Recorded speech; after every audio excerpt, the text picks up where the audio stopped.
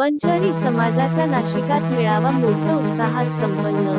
सुधाकर गर्जे समाज भूषण पुरस्काराने सन्मानित व महाराष्ट्र उपाध्यक्ष पदावर नियुक्ती। नाशिक समाजसेवा प्रतिष्ठान महाराष्ट्र राज्य संलग्न राष्ट्रीय जयंती उत्सव समिती या राज्यस्तरीय राष्ट्रीय संघटनेचे वतीने 29 जुलै 2025 रोजी राष्ट्रसंत भगवान बाबा यांची 129वी जयंती तपोवन नाशिक लक्ष्मीजी मंगल कार्यालय या ठिकाणी अनेक मान्यवरांच्या उपस्थितीत संपन्न झाली। राष्ट्रीय आणि राज्यस्तरीय वंजारी समाजाचे प्रतिनिधी व संघटनेचे पदाधिकारी व राज्यासह तेलंगणा, कर्नाटक, गुजरात, राजस्थान, मध्य प्रदेश या राज्यांमधून संलग्न प्रतिनिधी उपस्थित होते। चिंतन मेळाव्याच्या अध्यक्षस्थानी डॉ. एकनाथराव ढाकणे प्रदेशाध्यक्ष वंजारी समाजसेवा प्रतिष्ठान होते। याप्रसंगी डॉ. एकनाथराव ढाकणे, माजी आमदार बाळासाहेब सानप नाशिक, दादासाहेब मुंडे बीड, सुधाकरराव गर्जे वाशिम, तुकारामजी सांगळे, शशिकांत फुगे, नामदेवराव सानप, शामराव गीते, मायाताई बोरकुल, विनोद केकान, ॲडव्होकेट सुरेश आव्हाड, सुरेश सांगळे, रामनाथ आव्हाड, भाऊसाहेब सानप यासह राज्याच्या विविध भागातून संघटना पदाधिकारी मोठ्या संख्येने उपस्थित होते।